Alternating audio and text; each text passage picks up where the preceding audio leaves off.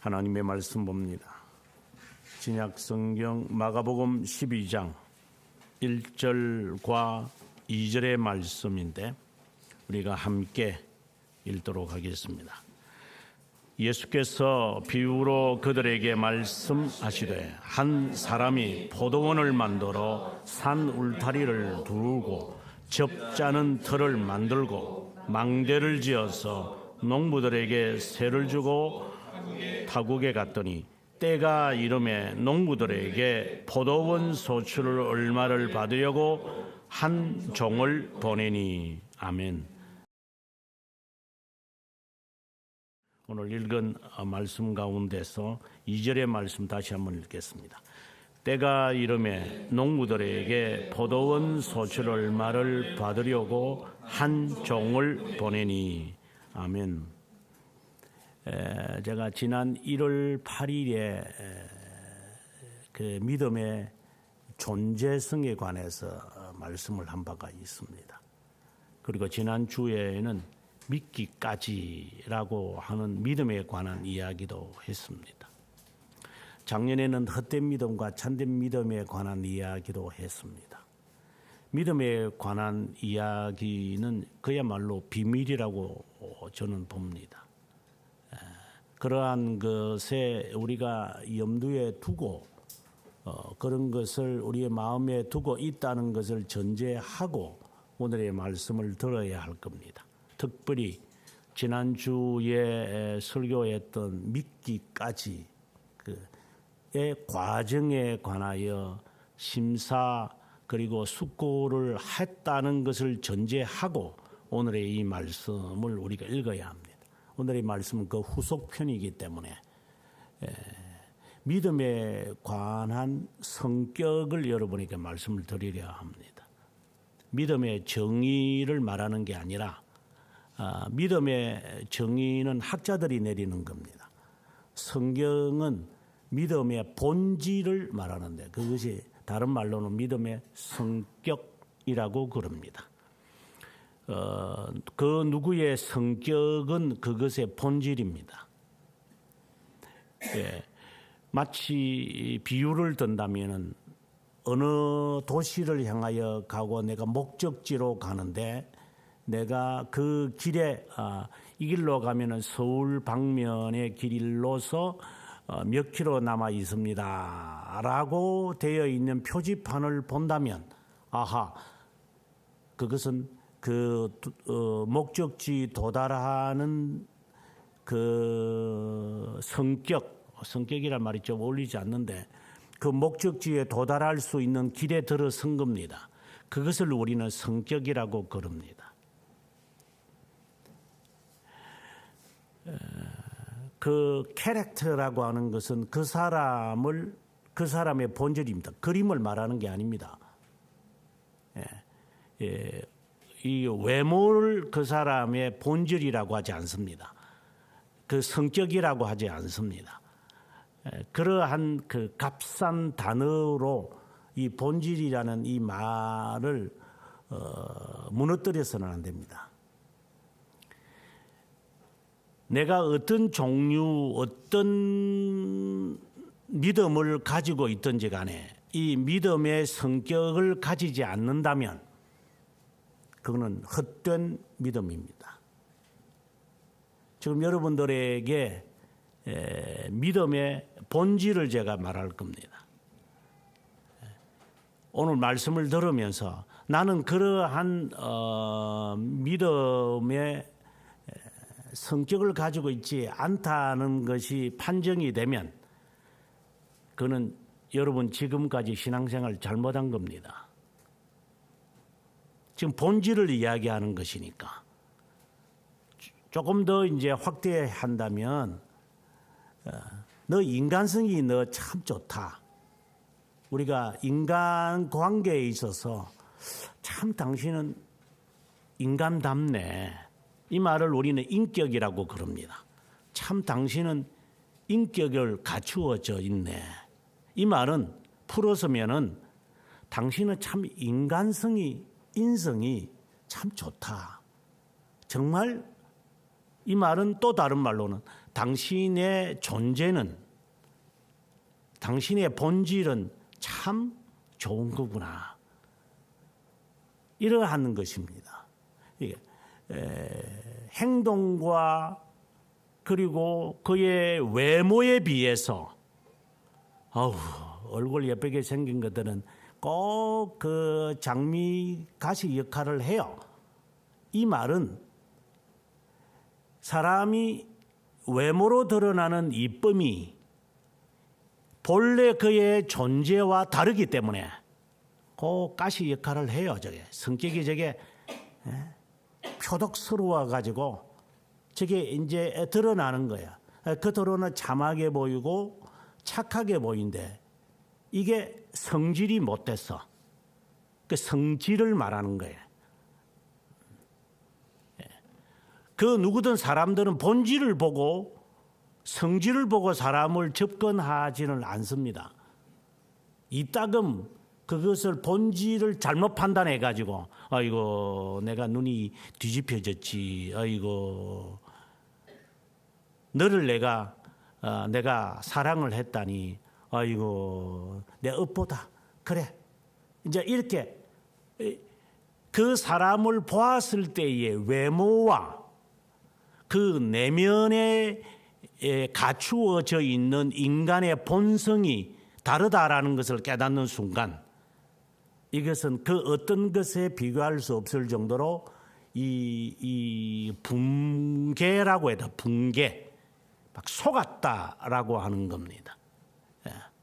그래서 사람은 자신의 인격에 맞는 행동과 인격에 맞는 옷차림과 인격에 맞는 언어 구사, 인격에 맞는 용모를 사람은 갖추게 돼 있어요. 그런데 그것을 사람들을 속이죠. 그 괴리 현상이 나타나는 거예요. 말하고 행동하는 것이 인격을 갖춘 것냥 했는데 실제로 뚜껑을 열어보니까 이게 정말 뚜껑이 열리는 행동을 하고 있구나. 야, 내가 이거 속았네. 이걸 주워 담지도 못하고 이제 이거는 이런 격이라 그러는데 보통 품격이라고도 합시다. 품성, 품격, 뭐 성질, 성격, 뭐 인격, 본성, 본질, 이 다 같은 단어 성격들을 다 말하고 있는 거니까 격이 있는데 내면의 격이 있는데 이 격이 실제와 다르면 그걸 우리가 속았다 그럽니다.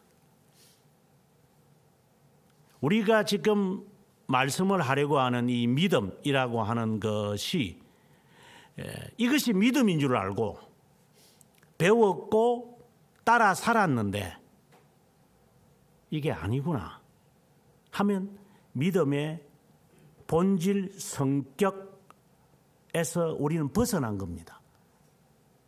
이 억울함이라고 하는 것은 인격과 그 사람의 겉으로 드러난 것과의 차이점 때문에 이 붕괴함이라고 하는 것은 이루 말할 수 없습니다.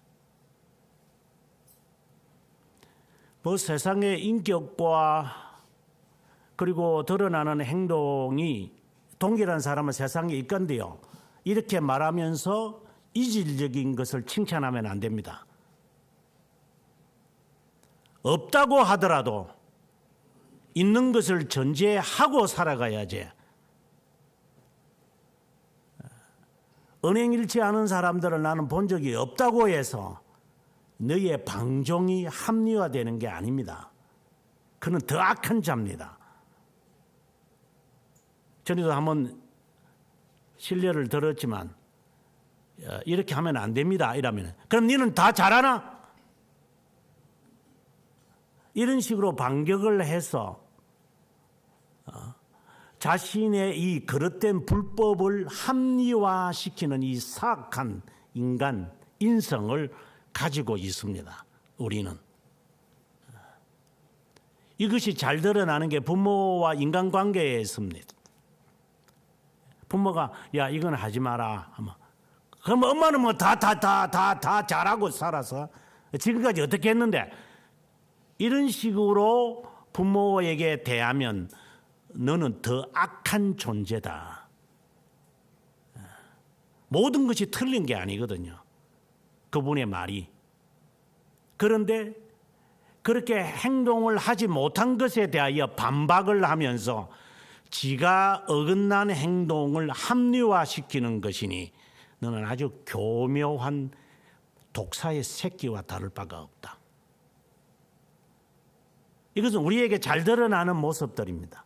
이게 성격과 행위가 이렇게 야누스와 같은 이런 행동들.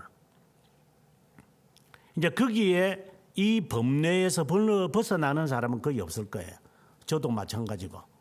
그러나 맞추려고 하는 것이죠. 마치 완전이라는 것은 없으나 완전을 향하여 목적을 정해놓고 살아야 한다고 칼빈이 말하는 것처럼, 완전할 수 있다라고 하면은 그건 거짓말이고, 완전을 향하여 가야 됩니다. 세상에 완전한 교회 없습니다. 그래서 나는 교회 안 간다. 너는 더 악한 놈이야. 같은 원리인 거예요. 지도 완전 못하면서 누구에게 완전을 요구하면서 지가 하기 싫은 것에 대한 변명을 구차하게 이렇게 드러내는 것들.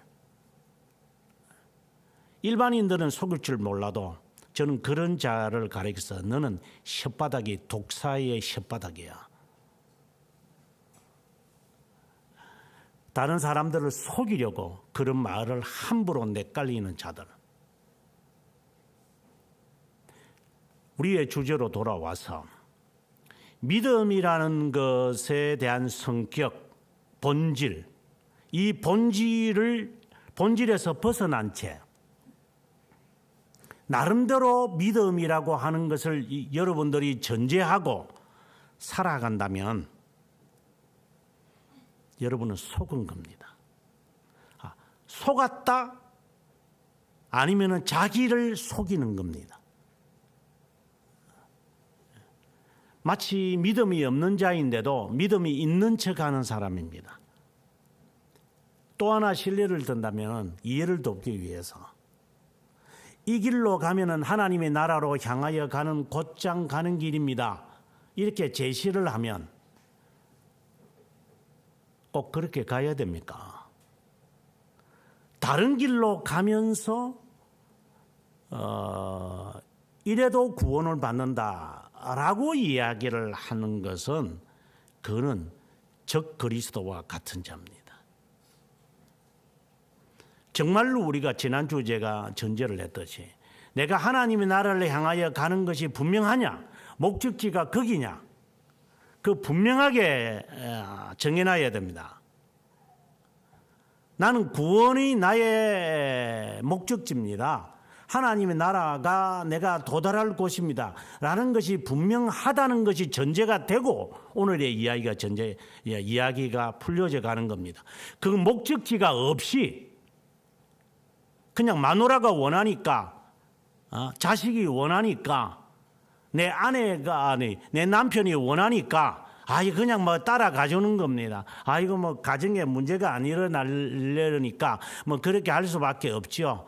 이렇게 가지고 졸졸졸졸 그 강아지 새끼 따라오는 것처럼, 그림자가 따라오는 것처럼 그렇게 살고 있다면 죄송하지만 그 사람은 믿음이 없는 사람입니다.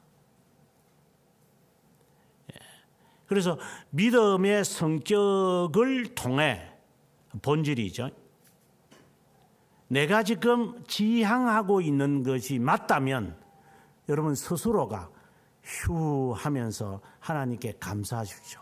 쉽게 말한다면 하나님 감사합니다. 큰 다행입니다. 그래도 내가 부족하지만 참 제대로 들었었군요. 감사합니다. 제가 천천히 가더라도 어쨌든 그 목적지에는 이를 것 같군요.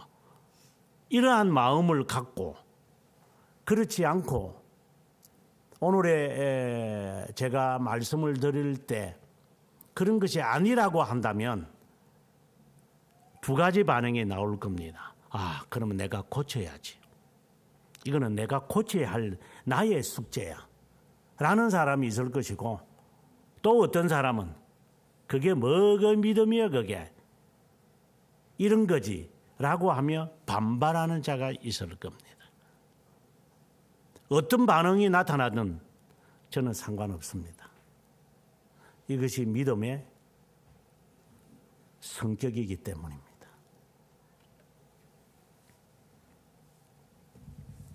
오늘 본문을 읽으면서 여러분들이 오늘 본문은 그런 이야기도 안 보이는데 목사님은 믿음이라고 하는지 여러분 의아해할 겁니다. 당연합니다. 오늘의 본문 해석을 지 마음대로 해석을 한 것을 들어왔기 때문입니다. 그 다음에 이어서 나오는 이야기는 가이사에게 바칠 것을 바치고 하나님의 것은 하나님에게 바치라. 17절의 이 말씀이 두 번째 사건입니다. 세 번째 사건은 18절부터 나오는 부활에 관한 이야기입니다. 부활도 믿지 않고 천국도 믿지 않고 천사도 믿지 않고 영도 믿지 않는 철학자들과 같은 이 사두개파, 현대판 자유신학자들이라고 보시면 됩니다. 또는 철학자들이라고. 이런 자들에게 예수님의 결론이 나타납니다. 27절에 하나님은 죽은 자의 하나님이 아니고 산 자의 하나님이다.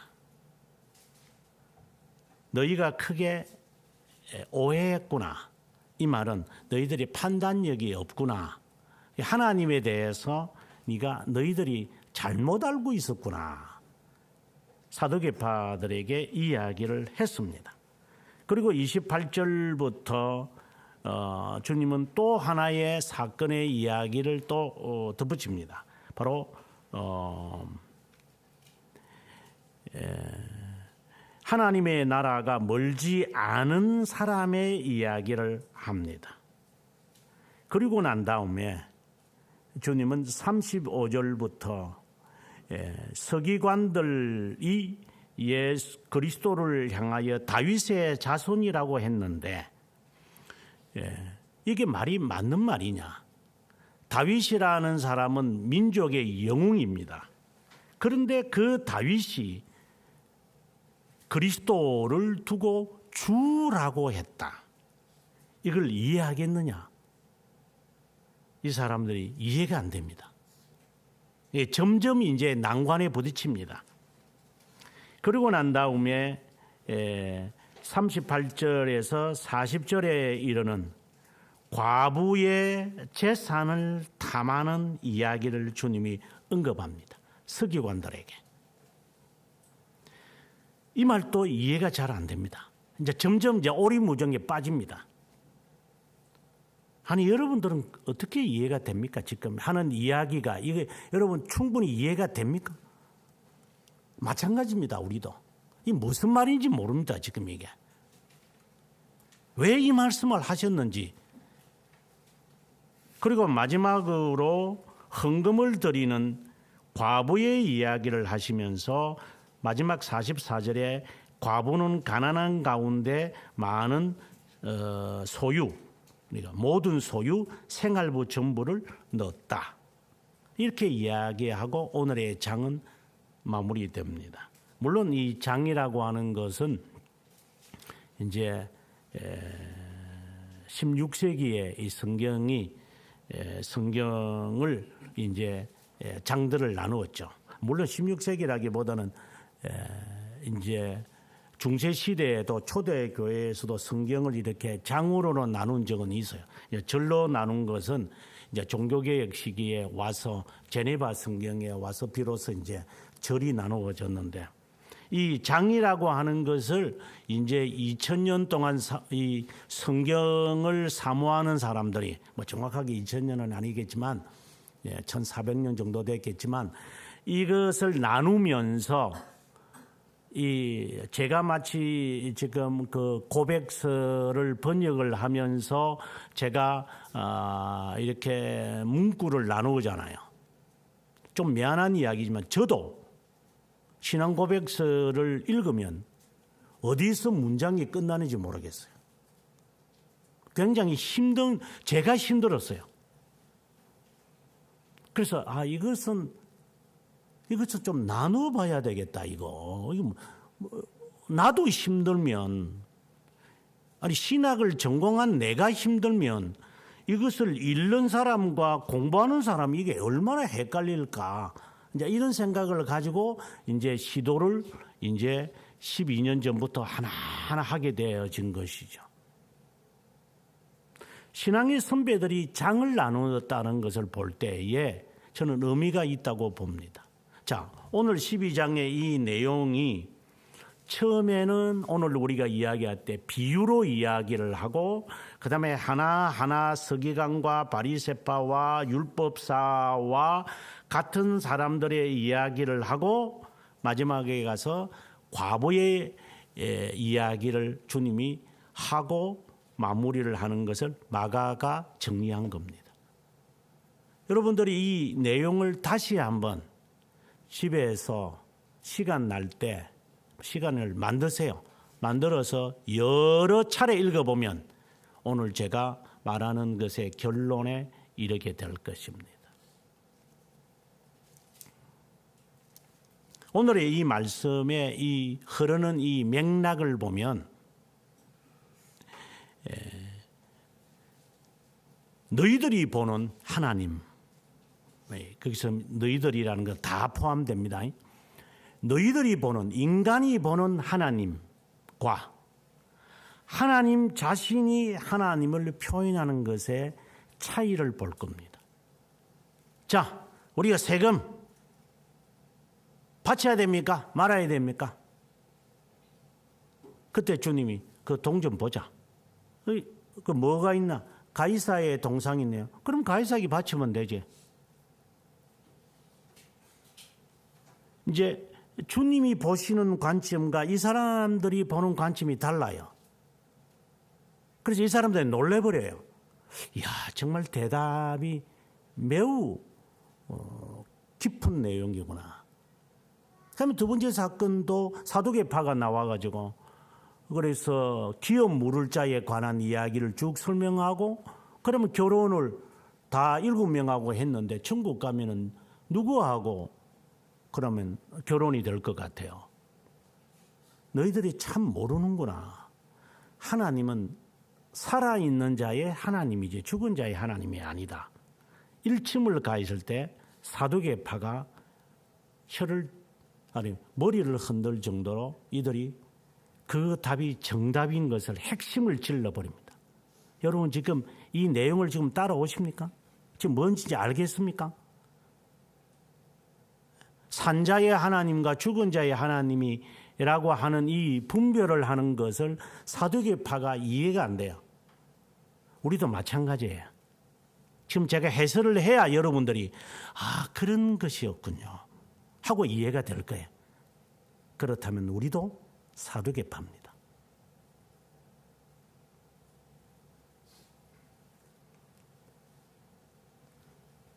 다윗이 어떻게 앞으로 오실 메시아를 두고, 이 그리스도는 메시아를 두고 하는 건데, 그리스도를 바라보면서 어떻게 주님이다, 아도나이다 이렇게 말을 할 수 있었겠느냐. 이 율법사들이 이해가 안 돼요. 그래, 왜 그랬지 다윗이?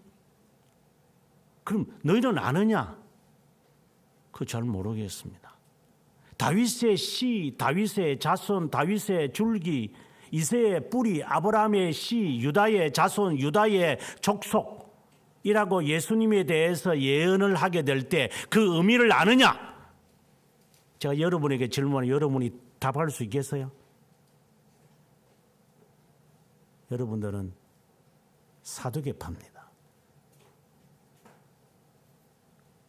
그리스도를 왜 주님이라고 다윗이 말했느냐? 더 이상 이 사람들은 질문을 못해요. 적어도 이 서기관들은 그 의미를 알고 있기 때문에 왜 그리스도를 다윗의 줄기라고 했느냐? 아느냐? 왜 이사야가 그리스도를 바라보면서 이새의 줄기라고, 이새의 뿌리라고 했다? 그럼 그 의미가 뭐냐? 찬송은 잘 몰라 이렇게. 이새의 뿌리에서 한 싹이 나며, 그게 뭔 뜻이냐 그게?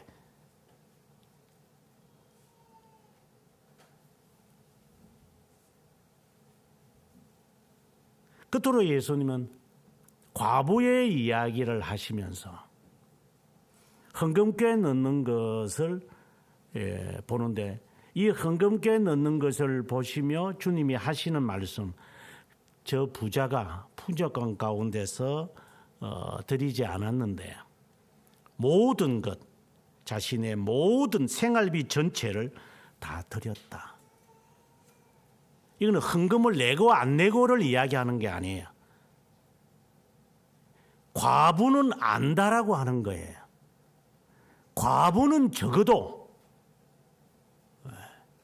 우리가 흔히 말하는 멸시받는 계층, 이 사람은 헌금을 어떻게 드려야 하는지를 기본적으로 알고 있다.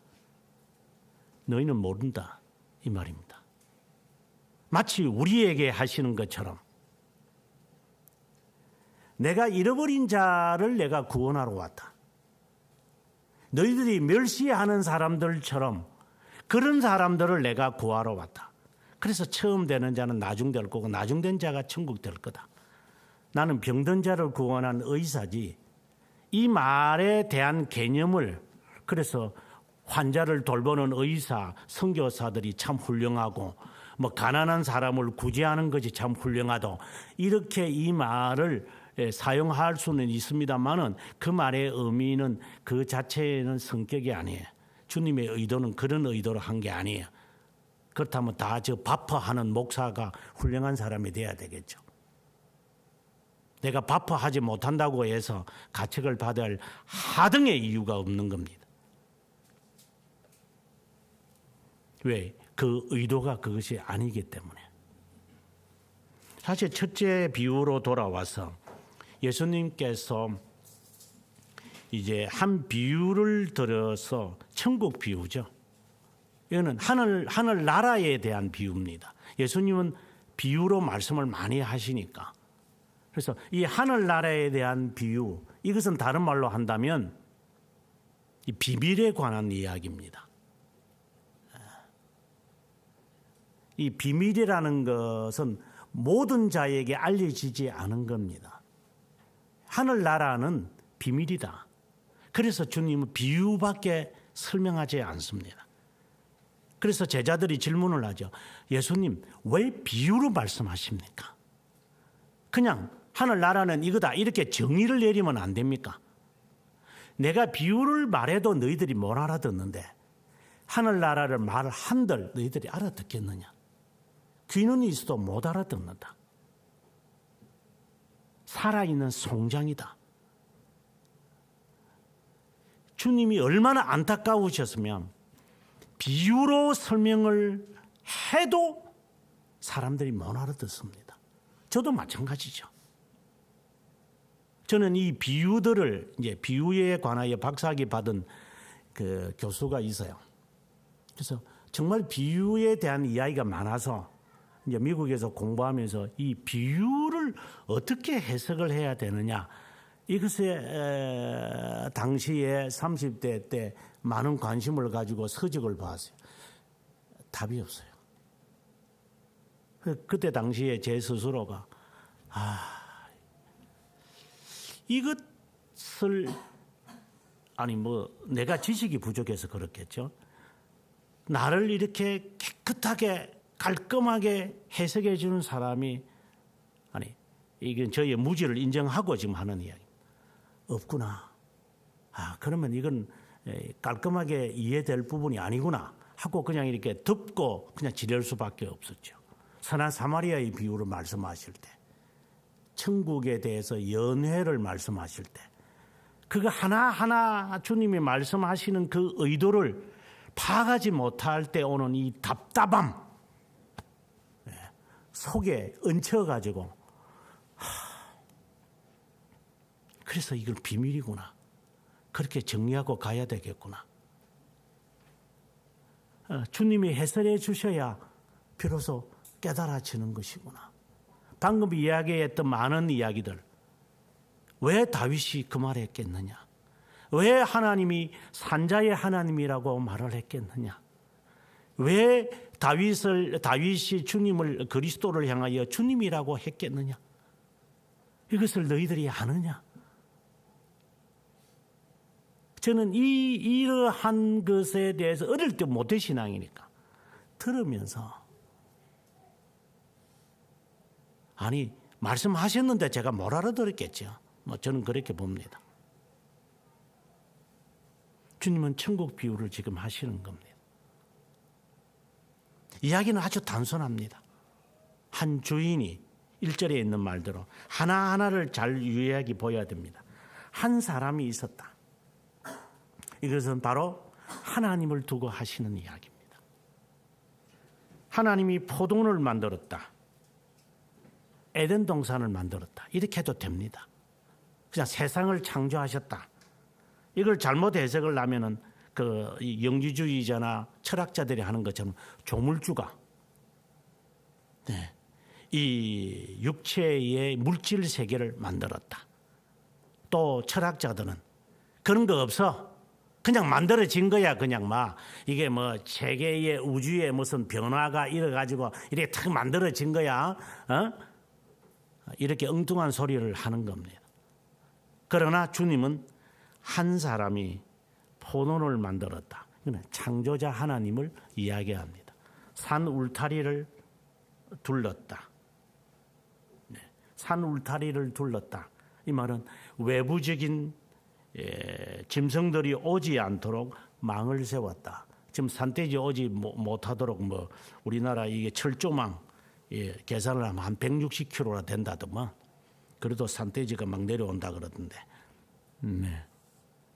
이런 그물을 쳐서 못 내려오도록 했다. 그리고 접자는 틀을 만들어서 포도원을 만들고 울타리를 치고 틀까지 만들어 가지고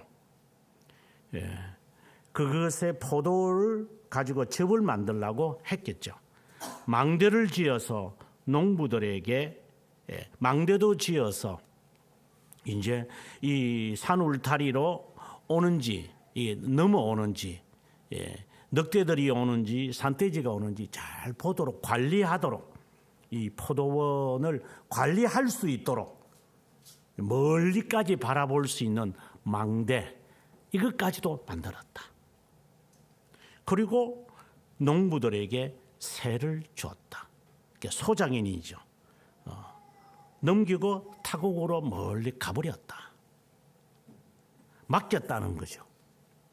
그리고 2절에 와서 때가 이르러, 여기서 때라는 것은 주인이 이제 이때쯤 가면은 포도를 이들이 소작인들이 다 거두고, 그리고 이들이 충분히 자기의 재산을 가질 수 있고, 그리고 이때쯤 되면 이제 왜 그래 일찍 왔어요?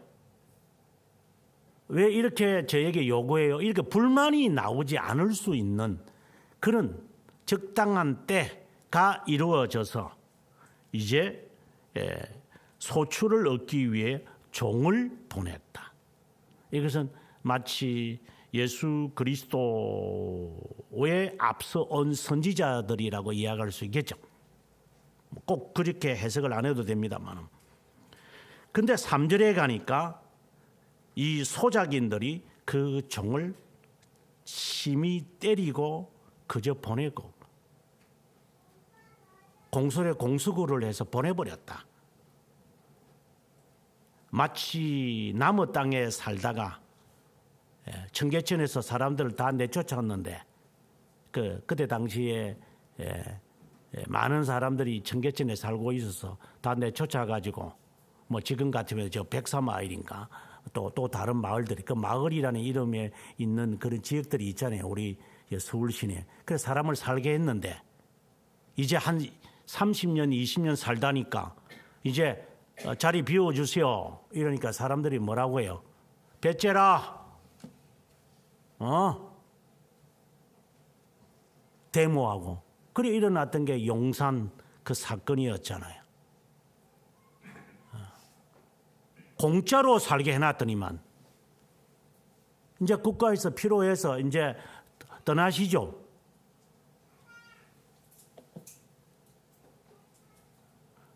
그것이 우리에게 나타나는 현상이다. 노점도 마찬가지다.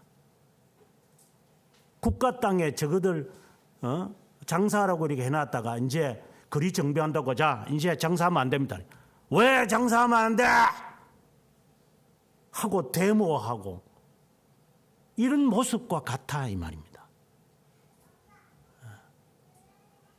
때가 되어가지고 그 소출의 얼마를 세를 거두려고 사람을 보냈는데 배째라 이 말인 거죠. 배째라 다른 땅 주라 그러면 또다시 거기서 우리 내쫓았잖아.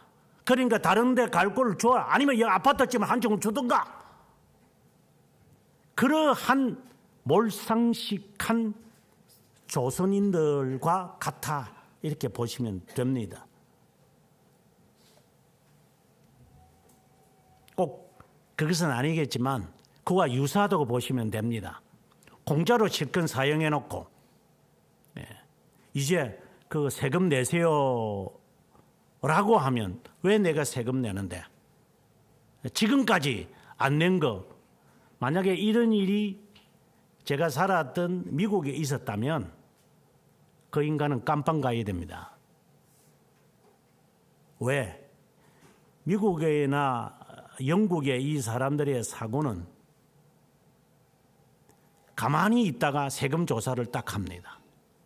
그래가지고 10년 동안 모든 것에 대한 수입, 지출, 영수증을 다 갖고 오라고 그럽니다. 그 갖고 오는 사람 몇 사람이나 되겠어요? 그럼 못 갖고 옵니다. 그러면은 세무소에서 임의로 세금을 매겨버립니다. 그러면 그 사람 망합니다. 그래서 그들이 알고 있으니까 그냥 자진 납부하는 겁니다. 속일 때 재밌어요. 안 내고 얼마나 재밌다고. 팔팔하다고 도둑질할 때 재밌거든요. 남 훔치고 말이야. 남이 없을 때 막 내 것처럼 다 눌리고 도둑질하는 게 진짜 재밌습니다. 이게. 나중에 책임 물을 때는 그건 비참한 인간이 되죠. 서양에서 제가 그런 모습을 보았기 때문에 너 미리 조심해서 살아라. 까불까불 거리지 말고 나중에 10년치 다 갔다 오라면은 너 깡통 찬다. 그것이 제가 미국에 살면서 배웠던 첫 번째 교훈이었습니다. 자진 납부해라.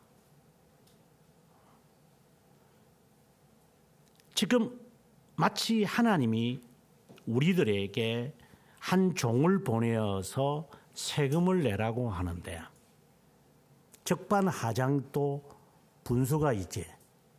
그 종을 때려서 공수례로 보내버린 거예요. 공수례로 왔다 공수고로 보내버렸죠. 그래서 참고 4절에 다른 종을 보냈어요. 그런데 머리를 때리고 능욕까지 했다. 창피를 줬겠죠. 그 다음에 5절에 또 다른 종을 보냈다. 이번에는 그를 죽였다. 이제는 그 외에 많은 종들도 계속해서 보냈다. 한두 번 보낸 게 아니라 수차례 보냈다. 계속 보낸 거죠. 그런데 그때마다 어떤 이는 죽여버리고 어떤 이는 때려 보냈다. 이 말은 1차적인 의미는 하나님이 우리들에게 여러 번 기회를 주셨다. 하지 마라. 하라. 그만둬라. 이거는 순종해라. 그래도 계속적으로 거부하고 이유를 대면서 자기 합리화를 하면서 살았다. 그러면 그에 대하여 심판하는 게 당연한 거 아닙니까? 이 이야기가 1차적인 이야기예요. 이제 6절에 가서 이제 한 사람이 남았다. 곧 그가 사랑하는 아들이라. 최후로 이를 보내며 내 아들은 존경하겠지. 적어도 하고 보냈더니만 농부들의 생각은 달라요. 아, 저놈 죽이면 이 땅은 우리 거네. 어떻게 이런 발상이 나오는지 모르겠어요. 저 상속자 죽이면 결국은 이 포도원은 우리 거 되잖아. 저 늙은이는 언젠가 죽을 거니까. 그러면 아들을 죽여버리면 그 상속자가 뭐 남자든 여자인지 모르겠지만 죽이고 나면 이제 이게 우리 거 된다. 죽이고 말자 하고 죽였더라. 그것도 8절에 포도원 밖에 내떠진다. 하나님 1차적인 의미는 성전 밖에 예수 그리스도가 십자가에 달리심을 지금 주님이 지금 암시하는 거예요. 저주받은 사람들이 성전 밖에서 죽거든요. 이제 9절에 와서 주님이 주인이 이제 어떻게 하겠느냐? 이제 어떻게 해야지 정의롭겠느냐? 농부들을 진멸하고 포도원을 다른 사람에게 줄 것이다. 마치 달란트 비유하고 정말 유사한 이야기입니다. 그러면서 10절에 이제 시편에 있는 말씀을 인용하시면서 건축자들이 버린 돌이 모퉁이 머릿돌이 되었다. 이것은 주로 말미암아 된 것이고 우리 눈에는 놀랍도다. 죽여버렸는데 그 필요 없다고 해서 돌을 잘라가지고 버렸는데 그 돌이 건축의 모퉁이가 되어서 건축을 지지하는 기반이 되었다. 너희들이 이것을 읽어보지 못했느냐? 이게 무엇을 의미하느냐? 그때 12절에 그들이 자기들을 두고 하는 말씀인 줄 알고 잡고자 하되 무리가 두려워 예수님을 두고 그냥 갔다 하는 이야기입니다. 예수님이 이 비유를 왜 하셨을까요? 오늘 제가 여러분에게 말씀드릴 믿음의 성격하고 무슨 상관이 있는가요? 오늘의 이 말씀은 예수 그리스도께서 하나님의 측면에서 본 구원의 진리를 지금 이야기하는 겁니다. 우리가 딱 볼 때는 예수님이 마리아에게서 태어났네.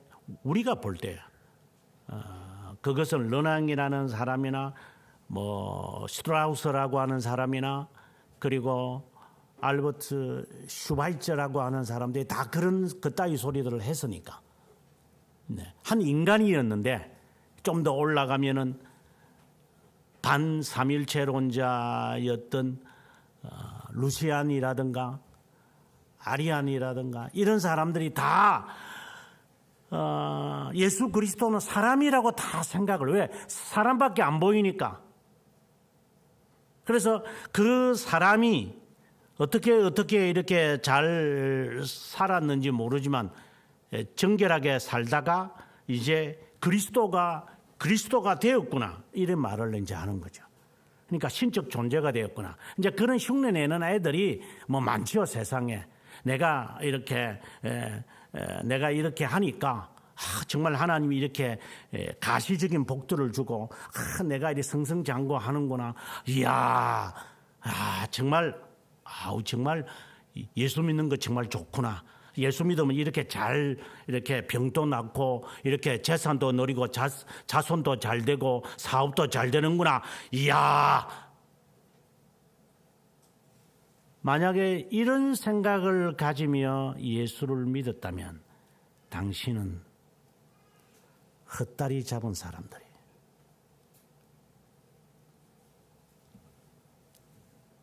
내가 기도 생활을 이렇게 했는데 하나님께서 역시나 이런 일들이 잘 풀렸구나 라는 생각을 가졌다면 한 부분은 맞아도 다른 부분은 틀린 거예요. 그거는 틀린 거예요. 한 부분 맞고 하나가 틀렸다면.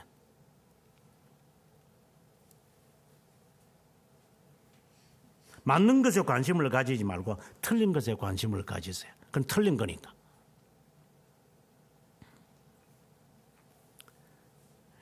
이것은 지금 하나님의 측면에서 우리들에게 구원의 진리를 지금 이야기하는 거예요. 이거 오늘의 이 말씀을 이제 조금 다르게 제가 좀 더 명확하게 설명을 하면 이렇게 되는 거예요. 하나님은 영원 어느 시점인지 우리는 모르지만 하나님은 일부를 선택을 했어요. 그것이 내가 속했는지 아닌지를 우리는 몰라요. 일단 하나님의 그 영원한 작정이에요. 그 영원한 그 작정의 한 일부는 하나님이 인간에 대한 일부를 하나님이 선택한 거예요. 그것은 지금 있는 것도 아니고 앞으로 있게 되어질 수도 있겠죠. 왜냐하면 영원이라는 게 시간이 아니니까 일단은. 그래서 하나님이 선택한 사람들이 있어요. 인류들 가운데. 빼내시는 것이 아니라 일단은 하나님은 일단이란 말이 좀 어폐가 있지만 하나님은 영원이라는 그것에서 하나님은 누구를 선택했어요. 그리고 계획까지도 하나님이 선택을 한 거예요. 그 수단까지도 쉽게 말하면 언제 누구에 의해서 어떻게 이를 하나님이 이제 스스로가 이제 우리 스스로가 그 당사자가 내가 하나님의 자녀구나. 내가 하나님을 섬기는 사람이구나. 내가 하나님의 선택자구나. 이것을 깨닫게 하시는 그 수단까지도 하나님은 아주 세밀하게 하나님은 작정을 하신 거예요.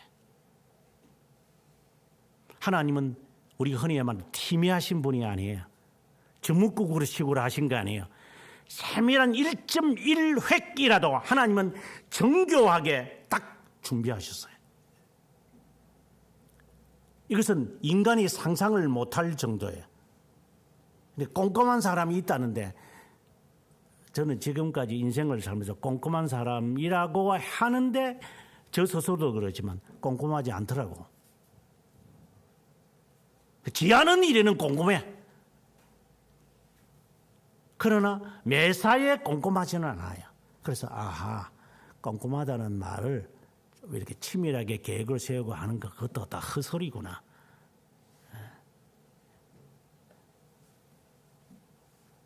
지가 하는 일에는 열심히 자재고 치수재고 무게재고 하지. 그럼 네 가정 일은 네 부모와의 관계는 교회에서의 신앙생활은 사회에서의 친구들과의 관계는 이게 팀이야. 그러니까 그건 꼼꼼한 게 아니지. 그거는.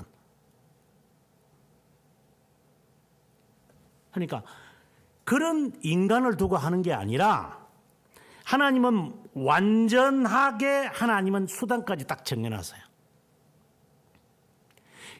그것을 이제 수행하시는 그 분까지도 바로 자신인 것을 하나님이 스스로가 계획에 넣으신 거예요. 그리고 이제 시간이 되어 하나님은 세상을 창조하시는 거죠. 마치 포도원을 만드시는 것처럼 이제 하나님은 어느 시점에서 하나님은 만들어 넣었어요. 사람이 창조를 마치 에덴 동산을 만드셔서 주님 보시기에 참 좋았다. 참 좋았다. 이만하면 된다. 이만하면 살만하다. 불평 없을 거다. 이런 하나님 보시기에 정말 좋은 것을 하나님은 마련하셨어요. 그리고 마지막에 인간을 창조하셨어요. 이 아름다운 이 선한 것 너가 다스려라. 단 하나님은 또 계획 속에 이 모든 것은 다 누려도 저 선과악을 알게 하는 것은 먹지 말아야 한다. 둘 중에 하나를 먹지 말라는 게 아니라 마음껏 다 하도 이것만큼은 하지 말아야 한다. 시간이 되어져서 종을 보내어 새를 달라는 것처럼 우리가 마음껏 누리는 할 수 있거든.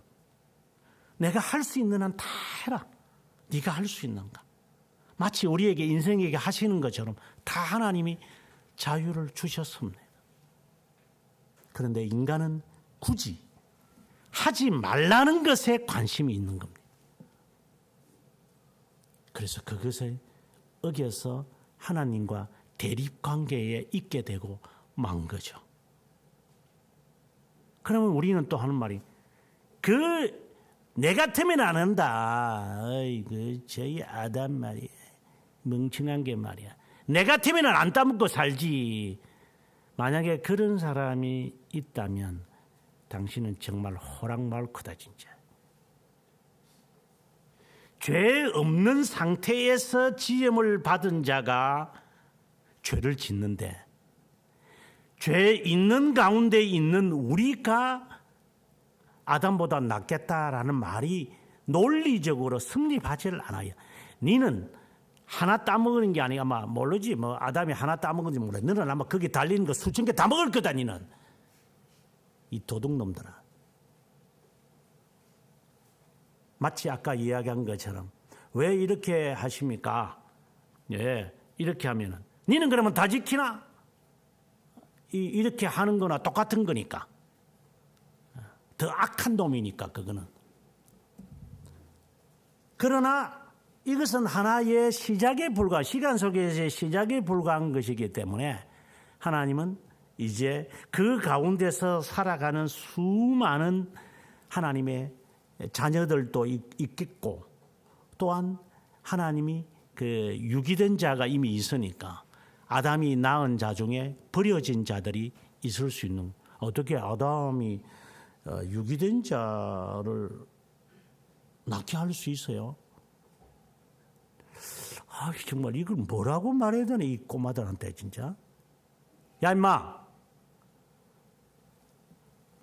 아브라함이 결혼을 해가지고 하나님이 주시는 것을 얻기 전에 하갈하고 결혼해 이스마엘을 낳았는데 하나님이 이스마엘 버렸다고 그랬는. 그래요. 그러면 이스마엘은 첩의 자식이니까 버렸다고 하지 뭐. 그 다음에는 하나님이 왜 자기가 낳은 아들을 하나님이 버렸다고 그래요? 그러면 이삭이 낳은 아들을 한번 보자. 왜 하나님이 에서를 버리고 야곱을 버리는 거죠? 예정과 예정의 이야기, 이 두 가지 이야기로도 충분한 이야기예요. 아담이 낳은 자 중에 하나님이 다 구원해야 될 이유가 뭐 있어요? 그러면 가인이 나중에 시간이 되어져 가지고 자기 동생 쳐 죽이고 하나님에게 저주를 받아서 세상에 나가면은 나를 죽이는 사람이 있다는데 그럼 그들은 뭐예요? 시간이 1년이 지났겠냐, 하루가 지났겠냐, 100년이 지났겠냐. 아담이 수백 년을 살았는데 그동안에 몇 사람을 더 낳았겠냐. 800년 이상 900년을 산다면은 우리하고 비교가 되겠냐? 100년도 못 살아가지고 50년도 못 살아가지고 쫄쫄쫄 하면서 죽는 사람들이 세상에 많은데 40도 못 돼가지고 억하고 죽는 인간들도 많은데 그걸 100배나 살았다면은 얼마나 많은 자녀들을 낳았고 거기에 자녀의 자녀 이렇게 한다면은 한 100년만 지나면은 막 금세 한 1000명, 2000명 되고 1000명, 2000명이 또 100년도 안 지나 3세대만 지나면은 벌써 10만 명이 될 거고 10만 명이 한 세대만 지나면은 벌써 그게 100만 명이 될 거고 그 숫자가 뭐 기하급수적으로 늘 건데 이런 돌대가리들아 좀 제발 좀 알아듣고 이야기를 해라. 쓸데없는 질문을 하고 있어. 여러분들을 보고 하는 이야기도 있겠지만 그런 질문들을 하는 이 돌대가리들이 하도 많아서 하는 이야기입니다. 수많은 사람들 가운데 하나님이 택한 자들이 있을 것인데 그들이 하나님의 아들들이 사람들의 자녀의 여자들의 아름다움에 현혹이 되어서 이게 지가 하나님의 자녀인지도 모르고 그냥 섞여 사는 거야. 이게 그냥 지금 나라는 말보다 하나님의 선택자라고 하는 사람들이 안 믿는 사람들하고 뒹굴면서 막 이렇게 사니까 우리가 흔히 하는 말대로 재밌나? 마치 동생이 하는 말처럼 희야 맛있나? 라는 것처럼 그래 안 믿는 사람들하고 그렇게 뒹굴면서 안 믿는 사람들처럼 그렇게 사니까 그렇게 재밌나? 그러니까 선택자로 살아가는 것은 그렇게 갑갑하고 안 믿는 사람들한테 저렇게 마시고 퍼마시면서 사니까 그래 재밌고 좋나? 이거 얼마나 안타까운 짓거리예요. 우리의 현 주소죠. 자신의 정체성을 모르고 안 믿는 사람처럼 흉내내니까 빨간 궁딩이를 갖고 있으니까 좋나? 안 믿는 사람들처럼 그렇게 뒹굴면서 사니까 재밌나? 마치 방금 이야기한 것처럼 동생이 하는 것처럼 희야 맛있나? 그러니까 희야는 뭐라요? 맛 모르겠다. 더 먹어봐야 되겠다. 희야 맛있나? 좀 더 먹어봐야 되겠는데. 그리 짓거리 하다가 지 혼자 다 먹나? 이 도둑놈들아.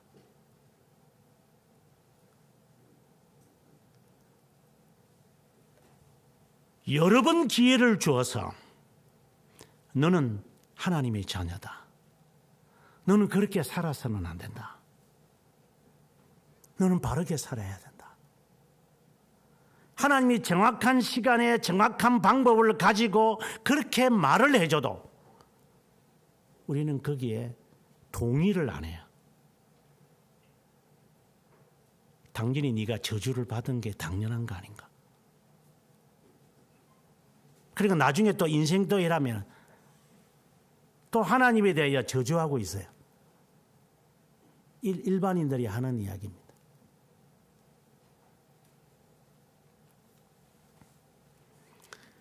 하나님의 구원의 진리가 어떻게 해서 세상에 펼쳐가는 것이구나.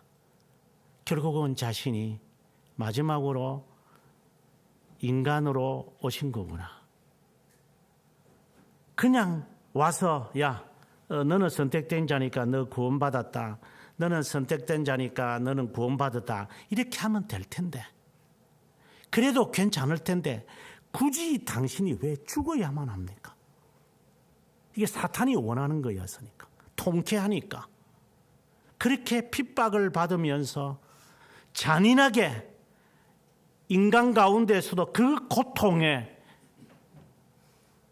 못을 박히면서 그 형틀에 죽어야만 합니까? 이 질문에 대하여 우리가 뭐라고 대답을 할 겁니까? 그러면 우리가 이야기합니다. 우리 죄가 참 많았어요. 그래서 그 죄 용서하는데 주님이 죽어야만 되는 것 같아요. 만약에 당신이 그렇게 알고 있었다면 당신은 하나는 알고 10가지는 모르는 인간이다. 죄의 용서는 이미 하나님의 권한 아래 영원에서 이루어진 것이지 하나님의 선택자에 대한 하나님의 용서는 이미 하나님에게서는 다 해결된 거예요. 문제는 이제 죄 가운데 있는 나가 우리들이 이 속에서 탈출을 해서 하나님의 자녀로서 이 세상에 살아가야 한 이것이 너무나도 고통스럽기에 그냥 보통 해가지고는 우리가 못 살아남을 거니까 하나님께서 우리를 위해 흘리신 그 보혈과 육체의 찢어짐을 눈으로 보는 듯 실제로 만진 듯 해서 네가 그런 고통을 당하더라도 그래, 하나님의 백성으로 내 이 성질 하나 이거 고치는 거, 이게 보통 어려운 게 아니다. 이거 이 습관 하나 고치는 거, 이거 정말 힘든 거다. 정말 이거. 그래서 십자가에 못 박으라고 사도 바울이 이야기했는데, 십자가에 못 박아야 될 거다. 네가 그 고통이 따라와야 할 거다. 때를 벗기다가 잘못해가지고 살갗 드러내서 피나는 것처럼 그 고통을 겪어야만 할 거다. 만약에 그 고통을 마다하고 그저 구원을 받겠다고 당신이 생각을 했다면 당신은 저주를 받아야 돼. 그리스도가 저주를 받으면서 우리의 이 고통을 다 명시했는데 너는 고통도 받지 않고 그저 얻었다고 생각을 한다면 너는 그야말로 오늘 농부들이 아들을 죽이는 것처럼 너는 반드시 어겨져야 돼. 그보다 더 악한 놈들이니까. 죄 용서 때문에 주님이 죽어야만 했다는 말은 한편으로는 맞는 것이지만 한편으로는 내가 하나님의 자녀로 살아가는 이것이 얼마나 고통스러운지, 이것 때문에 그가 죽어야만 했다는 것을 알지 못하고 지금까지 신앙생활을 했다면 당신은 불쌍한 자야.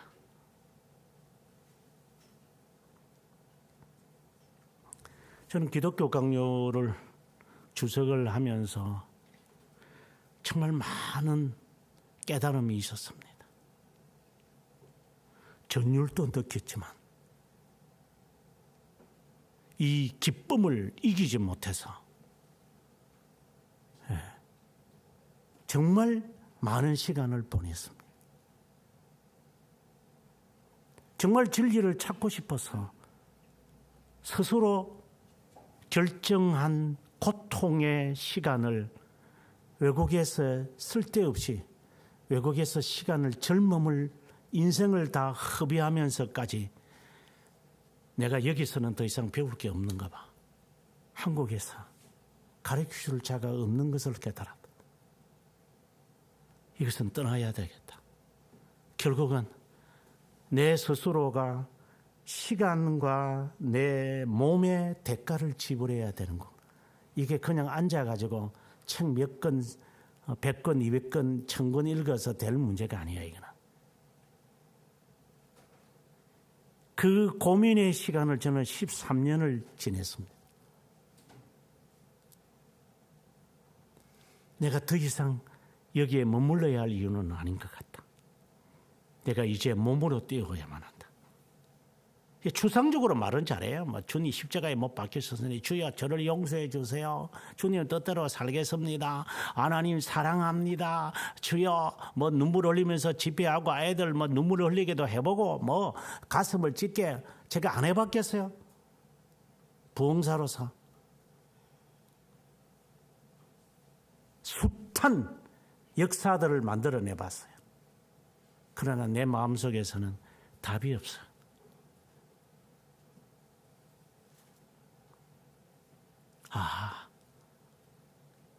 이 책이야말로 나에게, 그리고 번역한 것도 마음에 안 들고 더 어려우니까 헷갈려가지고 그 가운데서 수십 개 수백 개가 있지만 딱 하나 내 마음에 내 사람을 확 변화시킨 게 있었어요. 그게 오직 믿음으로 라고 하는 단어의 의미였어요. 오직 믿음이라는 말이 나는 의지적 믿음이라고 봐서요.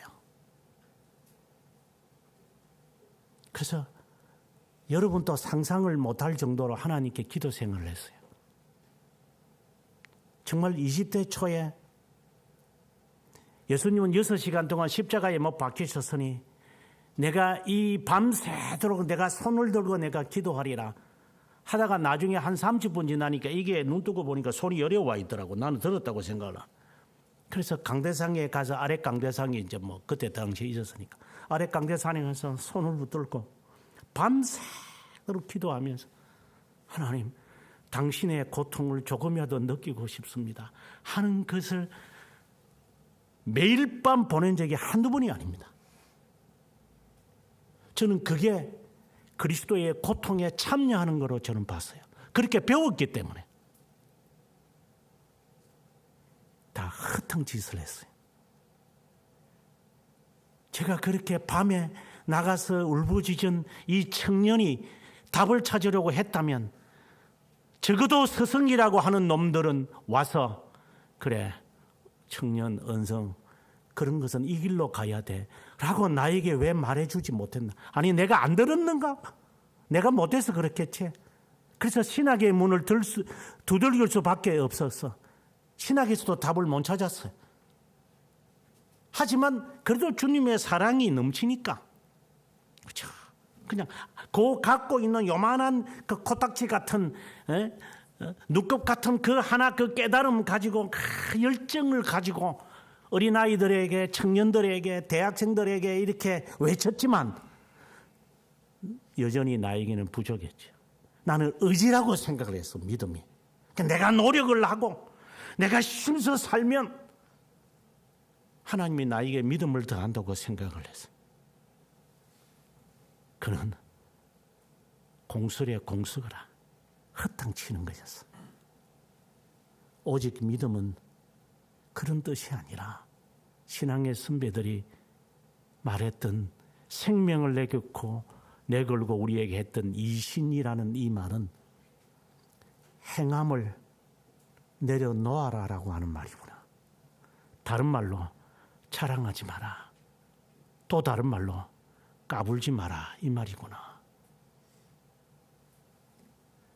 오직 믿음이라는 말이 하나님으로부터 받는 이 은혜, 뭐 선택까지도 포함해도 돼. 모든 은혜는 너 행함하고는 상관이 없는 거야. 저는 머리에 철퇴를 맞은 것 같았어요. 그러면 하나님의 영혼에서 선택한 것이구나. 이제 내가 나의 정체성을 깨닫기 시작했어요. 선택된 자구나. 하나님이 나를 선택한 자구나. 의지가 아니구나. 그래서 열심히 기도할 필요도 없고 열심히 전도할 필요도 없었구나가 아니라 그는 더 사악한 놈이라고 했으니까 그는 자연스럽게 하는 거구나. 그런 거나. 이거는 조건이 아니구나.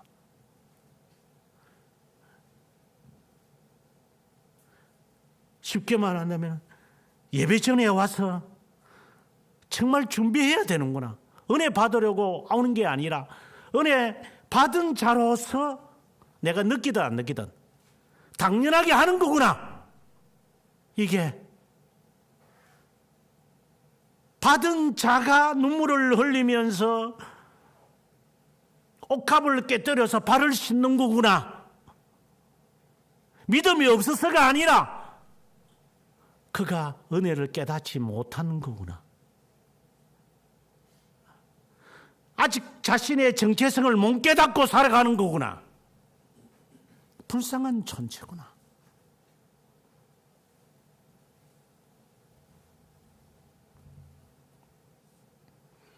의지가 아니구나.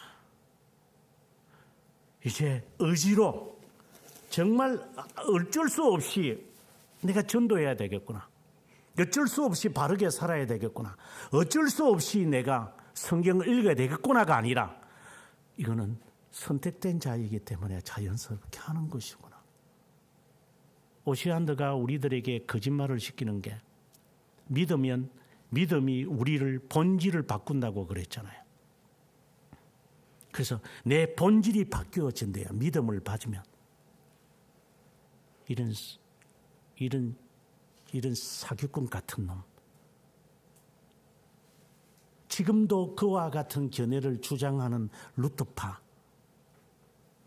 그런 목사 새끼들,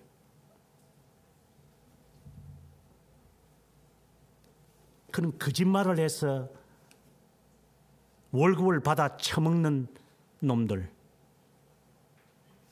이거는 자연스럽게 살아가는 것인데, 자연스럽게 그걸 위해서 내가 살아가야 하는 일이지, 이게 조건이 아닌데도 불구하고 조건이라는 미명 아래 인간을 동기부여시키는 철학자들하고 다를 바가 무엇이 있나, 이런 놈들이.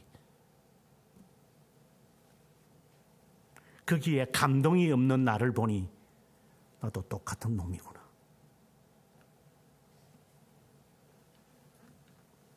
하나님이 자신의 백성을 선택하기 위해, 이제 깨닫게 하기 위해 시간 속에서 그분이 정한 시각에 하나님이 보내시는구나. 말씀을 듣게 하는구나.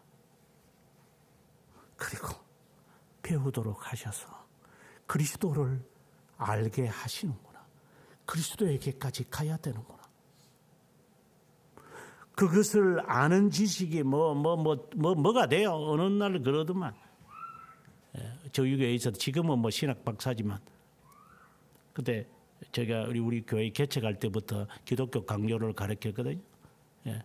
우리는 본당이 없으니까 이제 본당이 없는 게 아니라 쫓겨가가지고 그 아파트에서 예배드렸으니까. 그러니 거기서 줄구청청 나무 집에서 말씀을 들을 수는 없고, 그래서 이제 저희 장미에 살 때 장미 아파트에 와서 집사님들 몇 분하고 그 청년 몇 사람하고 앉아서 이제 그 기독교 강요를 공부했어요. 새로운 교회는 개척할 때부터 그 공부에 우리는 전념한 사람이에요. 그때 질문을 하더구만. 그 제 제자였기 때문에, 목사님, 이렇게 지식이 있으면 사람이 변합니까? 그 질문이었어요. 그래서 제가 그에게 질문을 던졌어요. 그 대답을 했어요. 지식은 사람을 변화시킨다. 이런 지식이 이렇게 어려운 거, 이런 거 배워서 사람이 변하는가요?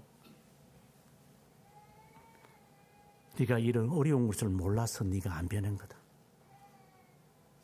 이걸 배워야 한다.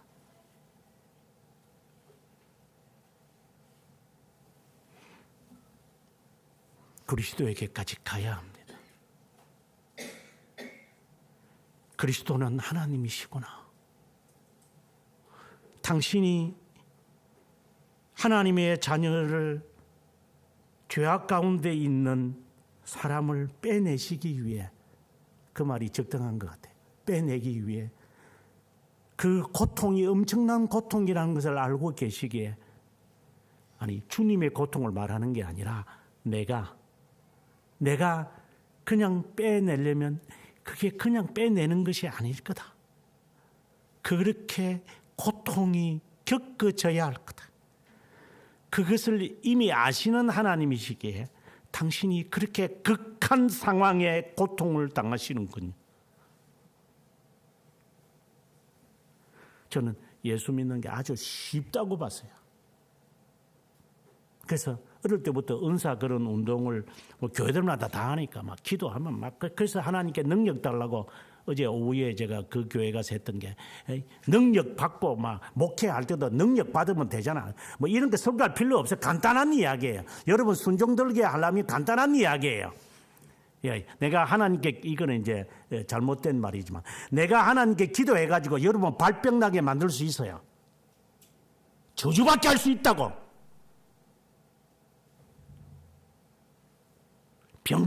병신으로 만들 수도 있어. 쫄딱 망해가지고 네 자식 죽게도 할 수도 있어. 그는 저주도 할 수 있어. 그래가지고 그걸 구해주면 되잖아. 그러면 그 사람 내 말 들을 거니까. 이 정도까지 하나님께 기도할 수도 있어요. 제가 그렇게 한다는 게 아니라 사람은 그까지 갈 수도 있어요. 간단해. 사람 말 듣게 만드는 거. 팔 하나 딱 잘라버리면 딱 돼요. 고집 피우는 거 다 쓸데없어.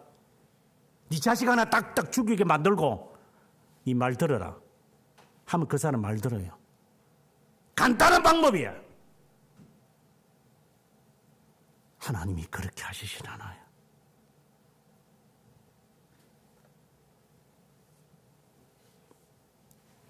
그 빠져나오는 게 내 스스로 각자가 얼마나 힘든 것인지 주님 아시기에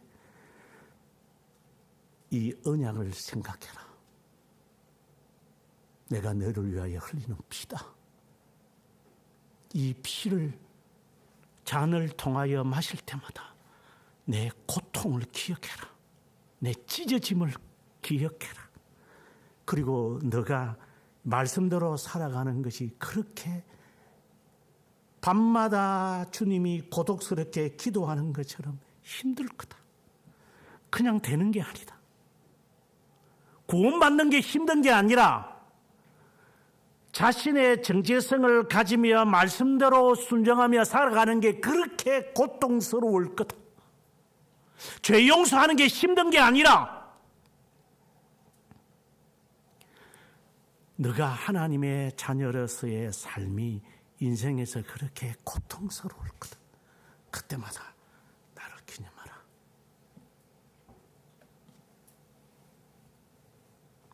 그래서 신자로 70번씩 7번이라도 용서하는 것 고통입니다. 사람을 판단하지 않는 것 속에서 불납니다. 꼬라지도 보기 싫습니다. 확 취받고 싶고 땅으로 확 밟아가지고 어겠고 싶을 때 한두 번이 아닙니다. 그러나 주님의 참음을 참으라. 그것이 하나님의 자녀로서의 삶입니다. 그 자체가 삶이다. 구원받기 위한 것들이 아니라 하나님이 선택한 자이기 때문에 너는 그렇게 사는 거다.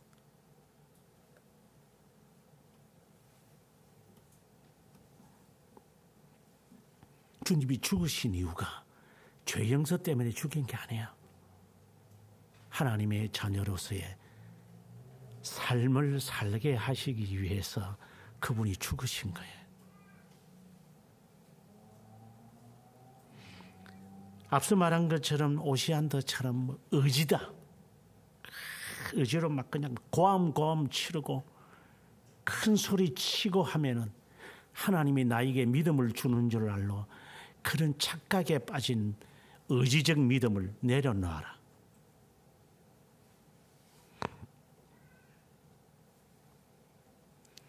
더 나아가서 이제 요한복음 1장 14절을 보면 오늘의 말씀에도 있는데 말씀이 육신이 되어 우리 가운데 거하시며 성육신을 말해요. 그의 영광을 보니 아니 인간이 됐는데 무슨 영광이 보여요?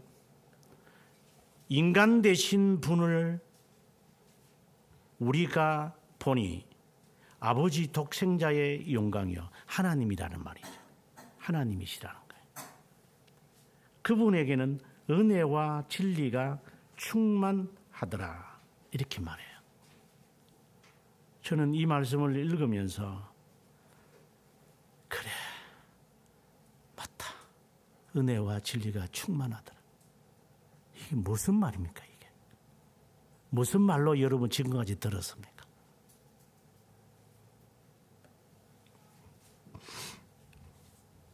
칼빈이 이런 말을 합니다.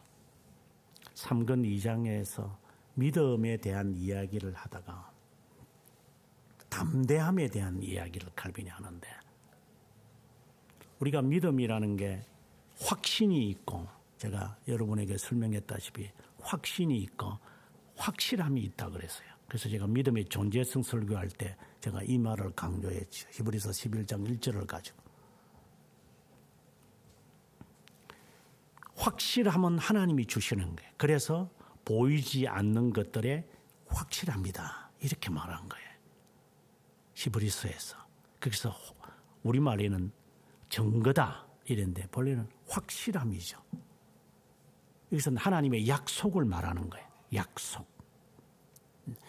하나님의 약속을 우리가 볼 수가 없죠. 이거는 영혼에서 이루어진 것들이기 때문에. 그래서 그 약속을 이제 보이지 않는 것을 보는 것처럼 하나님께서 나에게 확실성을 주신다. 이게 믿음이 가진 성격인 거죠. 확실함이 있으니까. 그래서 보이지 않는 거니까.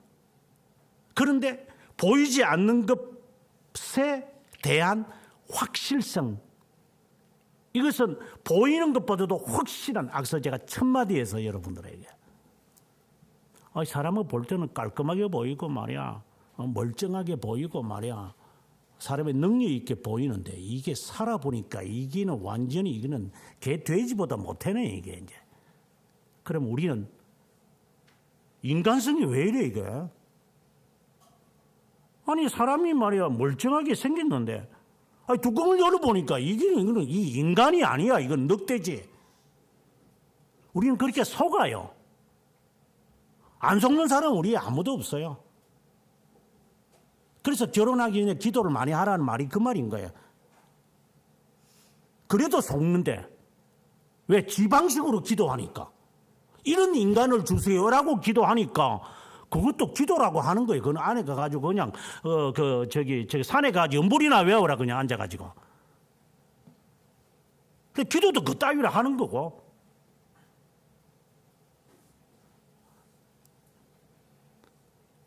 멀쩡하게 보이는 인간이 드러나면 그런 거. 그래 보이는 것을 누가 바라리요?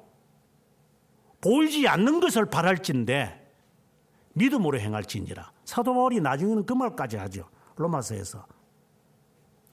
보이는 것에 대한 확실함, 이건 하나님이 주시는 증거가 있다 이 말이야. 그게 믿음이라는 성격이다. 보이는 것을 바라지는 않는다. 이거는 약속을 말하죠. 이것은 바로 하나님의 선택함을 이야기해요. 그래서 그 다음부터 나오는 아브라함부터 시작되는 모든 믿음의 선열들이 하나님의 선택한 그 보이지 않는 자신의 정체성을 확실하게 붙들고 난 다음에 어떻게 그들이 이제 행동을 해왔는지를 한번 살펴보겠다. 이게 믿음의 성격을 잘 말하는 이야기죠. 그러고 난 다음에 앞부분은 뭐라고 했느냐. 바라는 것들의 실상이다. 이거는 확신을 말하는 거잖아요. 확신을 말하는 게 아니라 확신. 우리는 여기에 관심이 많죠. 내가 바라는 것들의 컨피던스이기 때문에 이게 의지로 나타나기 시작하는 거예요. 여기에 우리가 함정에 빠져버려요. 내가 바라는 것이 이루어지는 거구나. 이게 오순절파, 여의도파들이 우리들에게 소문을 퍼뜨린 그 장본인이니까 그 다음에 말은 내가 생략하겠지. 어디 가는 건지 뻔하겠지 그놈이. 이거는 의지적 믿음을 말하는 게 아니라 바라는 것들의 실상이라고 하는 것은 바라는 것이 주는 컨피던스다. 또 다른 말로는 어슈런스다. 먼저 전제가 우리말에는 뒤에가 되어 있는데 전제가 뭐냐? 보이지 않는 것들에 대한 확실함을 가진 자는 바라는 것들에 대한 확신을 갖는 거다. 이렇게 되어 있는 거다. 그 말씀의 의미가. 그런데 이 확실함도 없는 것들이 바라고 있는 거죠. 이게 의지적 믿음이라고 하는 거예요.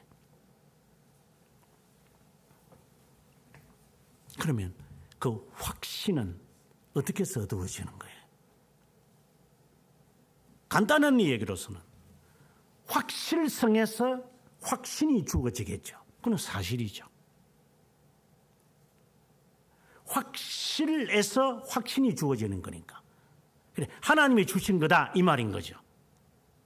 그런데 그냥 하나님이 확실성을, 그러니까 선택자들이 다 확신을 갖는 것은 아니에요. 여기에 우리의 딜레마가 있는 거예요. 어떻게 그 과정을 밟아야 돼요? 오늘의 1장 14절이 답을 내리는 거예요.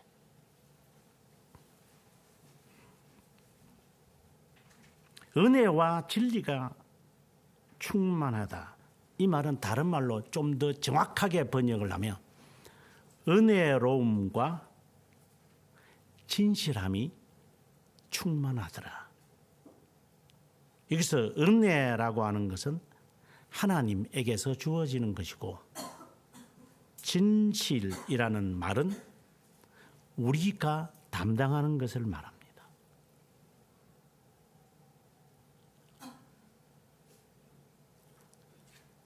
은혜는 하나님의 확실함이고 진리는 확신을 만들어내는 진실함이에요. 진실함이라는 것은 다시 처음으로 돌아가서 야, 저 사람이 참 준수하게 보인다. 이제 겉으로 보이는 거죠. 겉으로 보이는 거예요. 야, 그보다 더하네 사람이. 내가 들은 것보다도 저 사람은 더한 사람이구나. 정말 사람이 성실하구나. 보이는 것보다도 더한 있구나. 이게 성실이라고 그러고 우리말로 또는 진실하다 그러잖아요. 거기에 존경함이 나오고 거기에 순종이 나오잖아요.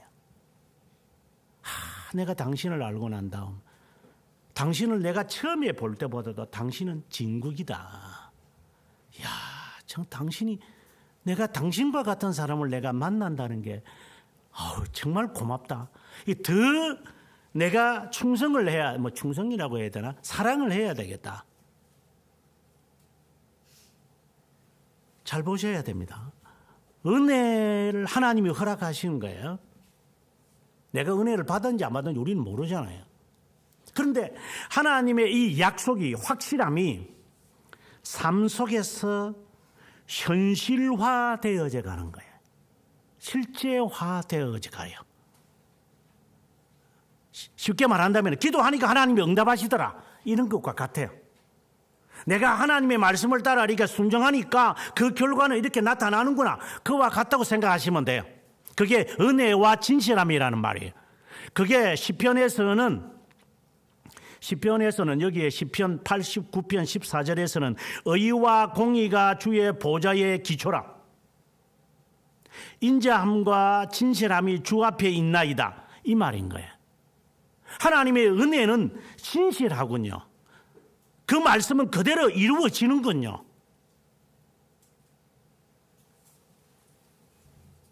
여기에 확신이 생겨요. 우리가. 이 확신함이 없으면 인간은 행동으로 하질 않습니다. 여러분들이 하나님의 말씀에 순종하지 않는 흐리멍텅한 믿음을 가지고 있다는 것은 미안한 이야기지만 당신들은 아직 하나님에 대한 은혜의 진실함을 경험해 본 적이 없는 사람들이에요. 아니면 버린 자든지. 버린 자가 여기에 와서 설교 들어갈 이유는 없죠. 제가 조물수시니까 여러분들이 이렇게 감당이 안 될 거니까 스스로 나가게 해서 하겠죠. 여기 제가 못 살게 만드니까. 언제든지 들어봐라, 이단들아. 네가 못 살게 만들게. 아마 여러분들도 아마 고집이 좀 세어서 끝까지 견디는 사람이 있을는지 모르지. 무지도 끝까지 살아남았다가 나중에 지옥 갔으니까. 우직하게 해가지고 끝까지 네가 뭐라 하든 말든 간에 나는 네 말이 틀렸는지 내가 한번 보리라 하고 끝까지 아마 견디는 사람이 있을는지 모르니까 한번 견뎌보리지 그냥. 누가 좀이 쑤시는지.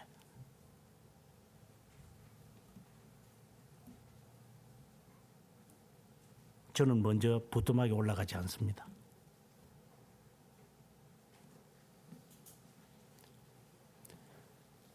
은혜를 받은 자는 확신을 확신을 당연히 가지겠지만 다 가지는 것은 아니죠. 이것이 고통이 따라옵니다. 진실함이 증명될 때까지는. 그 다음에야 나오는 게 순종이 나오는 겁니다. 순종이 그냥 고래고로 고함친다고 되는 게 아니라 부친에 대한 존경과 사람에 대한 존경은 겪어보고 난 다음 당신은 진국이다. 당신은 진국이다. 당신이 팥으로 맺어선데도 그 말은 많다. 맹신 쪽으로 갈 정도입니다. 그것은 순종으로 나타나는 겁니다. 내가 순종하지 않는 것은 하나님의 진실함이 나에게 증명이 안 된 거예요. 다른 말로 믿음의 증거를 가지지 않은 거예요. 믿음은 받았는지 저는 모르죠. 그 은혜를 받았는지 저는 모르죠. 확실함을 받았는데 저것은 제가 알 수 없죠. 하나님이 영원해서 하시는 것이니까. 그러나 당신이 순종하는 것, 당신이 말씀을 지키기 위해 외로운 고독한 투쟁을 하는 걸 당신을 보니 진실함을 맛본 것 같다.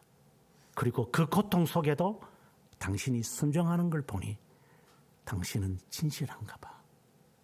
확신이 있구나. 온유한 자구나. 그 말을 온유하다고 말하니까 온유한 자구나. 믿음의 성격이 뭡니까? 나에게서 출발하는 겁니까? 하나님이 나에게 주신 것 아니에요. 영원해서 하나님이 다 마련한 것 아니에요. 울타리 치고 포도원 만들고 망대까지 만들어서 이 안에서 살아라. 그리고 때가 되면은 하나 먹지 말라는 것. 6일 가운데 하루 지켜라. 예를 든다면 율법적인 이야기를 한다면. 그리고 10분의 1 바쳐라. 그리고 주의 말씀을 주야로 묵상해라. 오만한 자리에 앉지 마라. 거만한 자들과 함께 하지 마라. 미워하는 마음 갖지 마라. 이게 뭐 그래 나쁜 겁니까? 싫은 것이 나쁜 것은 아니잖아. 내가 싫어서 안 하는 거잖아. 아니면 내가 본성 자체가 나쁘든지.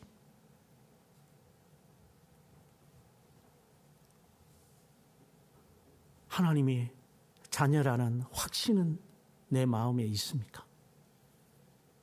하나님의 선택한 자가 맞습니까? 그 진실함을 보려고 하십니까? 그러면 대가를 치러야 될 겁니다.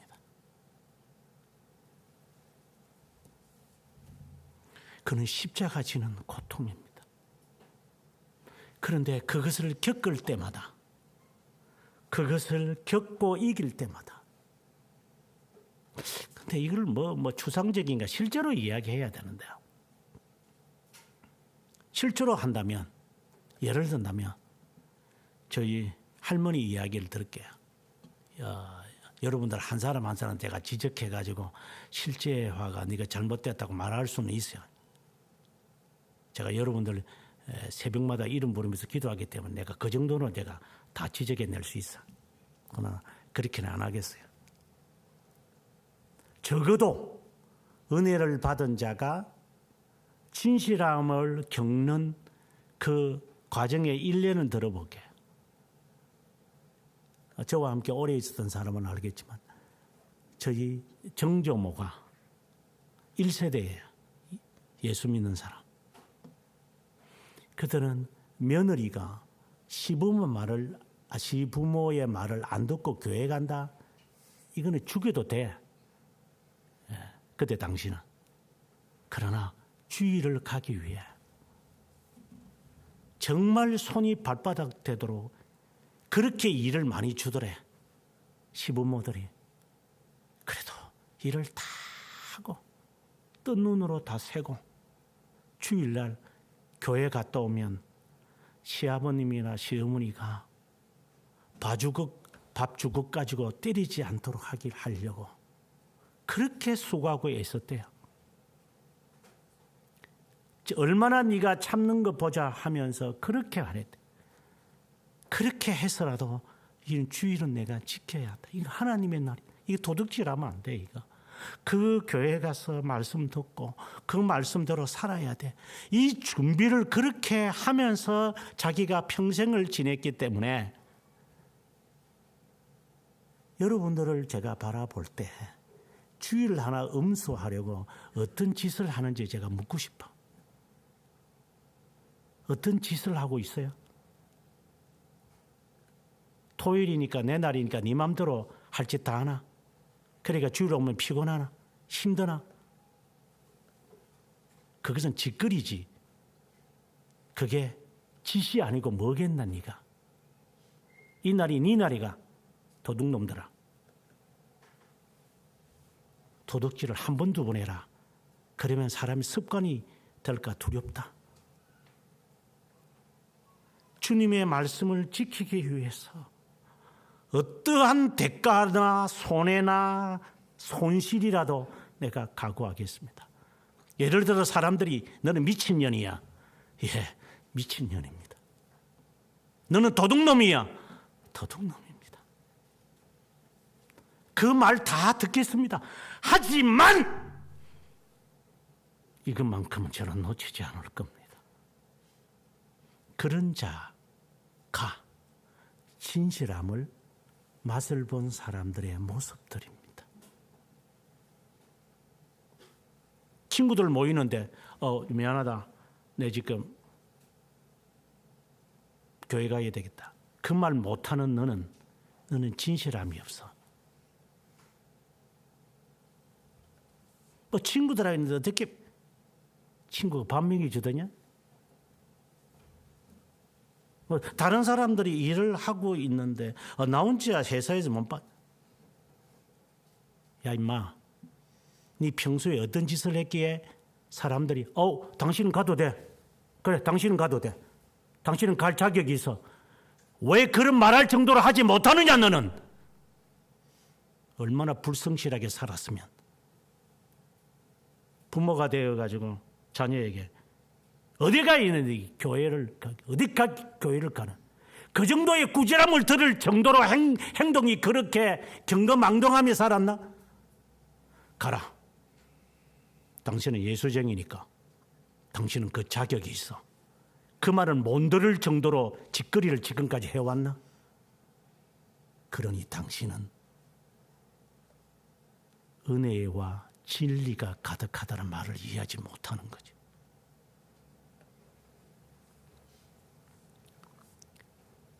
저희 동기들이 참 많은데 MDB 과정에 있는 동기들은 별로 없죠. 한 100명 정도도 안 됐으니까. 그러나 많은 사람들이 우리 수백 명이죠. 우리 때는 한 1000명 정도가 들어갔으니까 신대원에. 지금은 한 400명도 잘 안 되지만.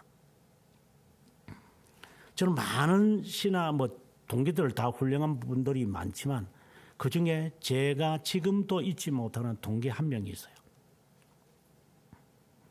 근데 이 친구가 저보다 공부를 더 잘했기 때문에 그 친구가 장학금을 받았고 제가 장학금만 받아서 그래서 제 마음속에는 저놈만 없으면 내가 이런 도덕심보도 가져본 적이 있었습니다만 공부도 잘하고 아이가 아니죠. 그 목사님 훌륭해요.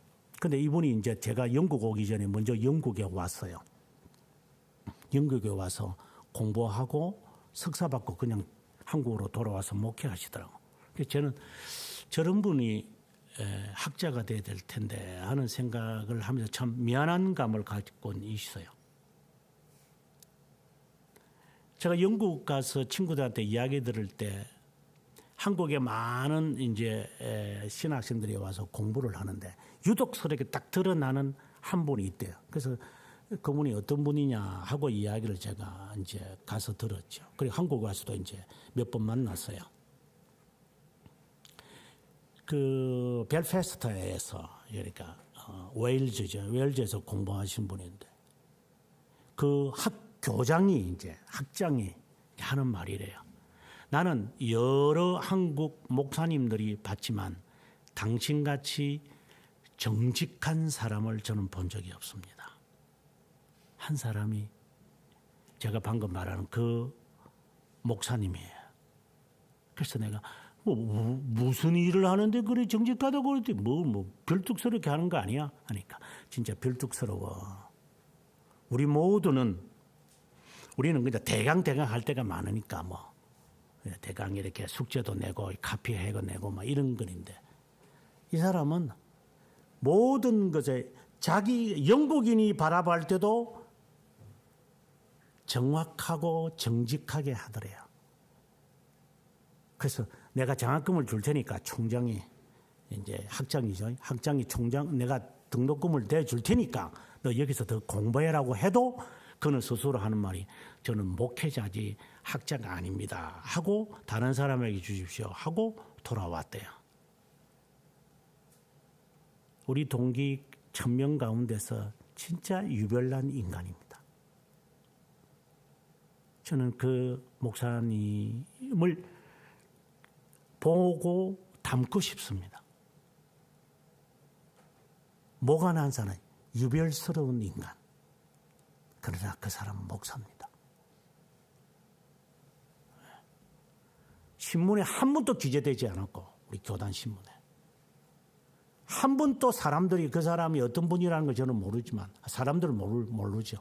하지만 제 마음속에 당신은 우리 동기들 가운데 유일한 목사다. 나머지는 전부 다 사꾸라들이다. 나도 당신은 목사다.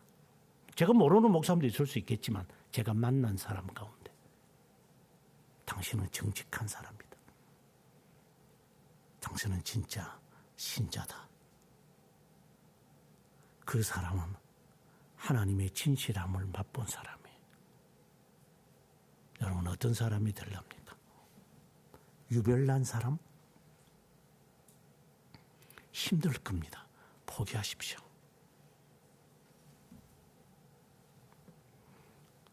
우리 일은 모간한 성격 가지고 살 것 같으면 진실함을 맛 안 보고 구원은 하나님이 허락하시겠지만 하나님이 주시는 복은 누리지 못하겠지요. 그리고 담대함도 없겠지요. 구원은 저는 모릅니다. 하지만 적어도 구원에 대한 확실성이 있다면 담대함을 얻기 위해 겪어야 할 겁니다. 그리고 하나님이 주시는 많은 복이 그 삶 속에 넘칠 겁니다. 이게 믿음의 본질입니다.